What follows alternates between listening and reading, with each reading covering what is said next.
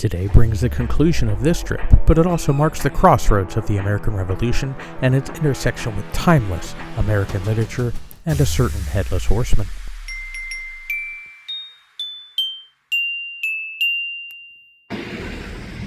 Sleepy Hollow, New York. The town has officially changed its name to Sleepy Hollow. It actually used to be known as North Tarrytown. Right here at the boundary line between Tarrytown and what was North Tarrytown, now Sleepy Hollow, we come across this monument.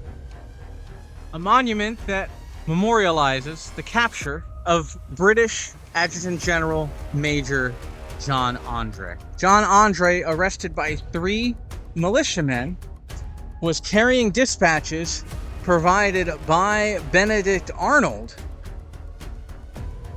famous, infamous American turncoat.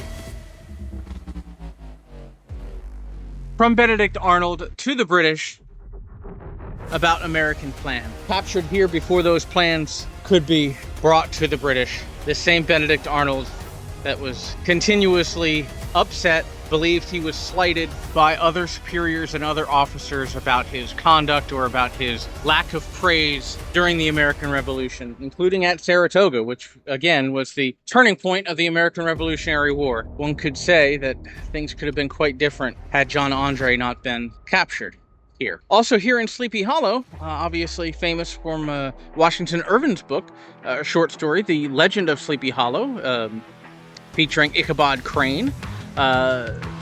Irving actually mentions this particular spot and the capture of André in his work as well. So we'll check out a couple of more spots here in Sleepy Hollow related to the legend of Sleepy Hollow and Ichabod Crane. So join us along. There's a Headless Horseman about to attack Ichabod Crane. It's a neat piece of art.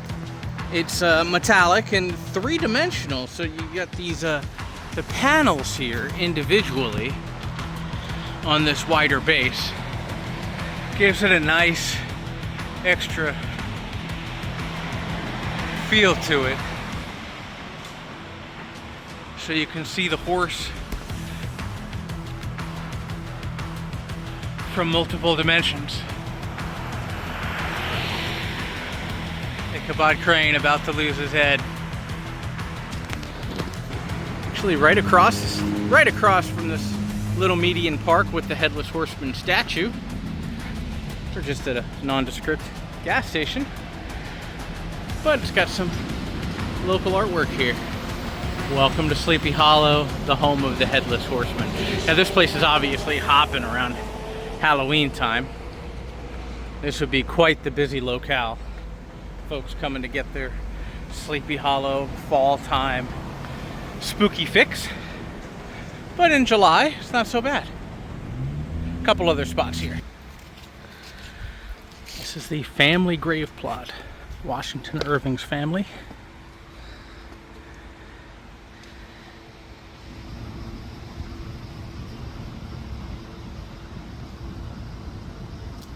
Born in 1783. Died 1859.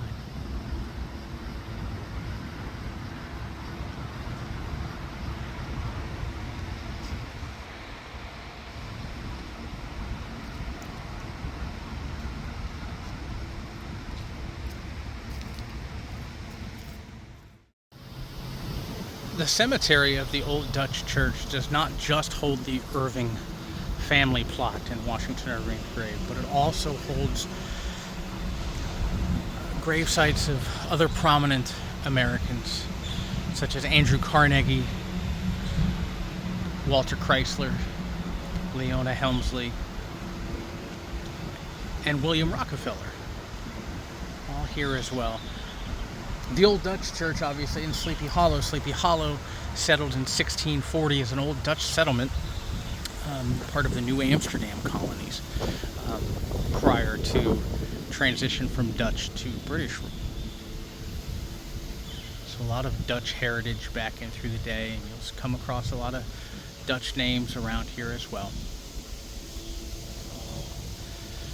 Most famous, of course, again, for Irving's Legend of Sleepy Hollow. The Old Dutch Church in Sleepy Hollow, New York. Built in 1697 by Frederick Phillips. The Phillips had had land, a farm, an estate house, an old mill, all of which was referenced in Washington Irving's work, The Legend of Sleepy Hollow. Phillips' estate is actually available for tours and such. We're not able to get to one today. It is here, in the cemetery of the Old Dutch Church, that the Headless Horseman tethers his horse among the graves. Here in Sleepy Hollow, crossing the stream, we have a bridge very, very, very reminiscent. In the midst of the cemetery on both sides. Very reminiscent of that from the Legend of Sleepy Hollow, right about where the Headless Horseman would have offed Ichabod Crane. Now, this is not actually a covered bridge, obviously. What you may see from the Disney rendition, often you might see a covered bridge, but there's no indication anywhere, historically or in the novel, that the bridge would have been a covered bridge. So this is actually quite more of a realistic idea of what that bridge would have been like here in the cemetery area right down by the bridge. Now, this actually isn't the actual bridge. The actual bridge, we'll get there. But this isn't the actual bridge, but this is much more what the actual bridge would have looked like at the time. Sleepy Hollow Bridge. Better watch out. I don't want to get offed by a Headless Horseman. Well, the actual location of the Headless Horseman Bridge, described by Washington Irving, was the old Albany Post Road, which actually now spans this intersection right here, this actual location. So you can imagine the wooden bridge that we saw earlier up the stream, just in this particular spot. Now, the bridge that was here in this location, was wooden. It was, obviously rotted, replaced multiple times. This particular bridge may be like the 9th particular iteration of the bridge, but this is the Headless Horseman Bridge of Sleepy Hollow.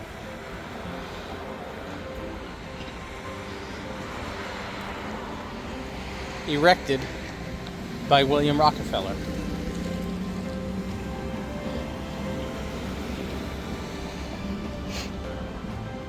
But it was right here, with the cemetery and the Old Dutch Church, all right down here, in these woods of Tarrytown in Sleepy Hollow, that the Headless Horseman would have been chasing Ichabod Crane.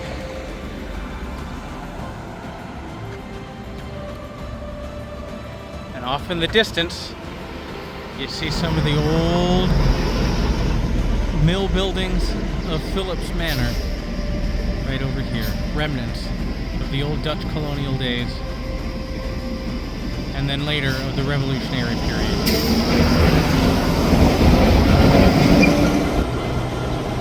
Just a couple of miles south of Tarrytown and Sleepy Hollow, we come to the town of Irvington, New York, where actually Washington Irving's Sunnyside residence was.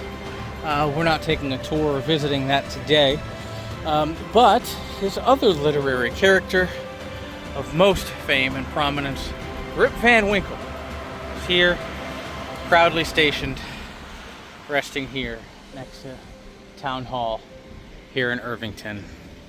And I just gotta say, I'm tired. I could use a 20-year nap. Thanks again for watching, everybody. Remember to like, subscribe, hit the notification bell to get more videos as they come about. Thanks for coming along the journey with us. Hope to see you soon.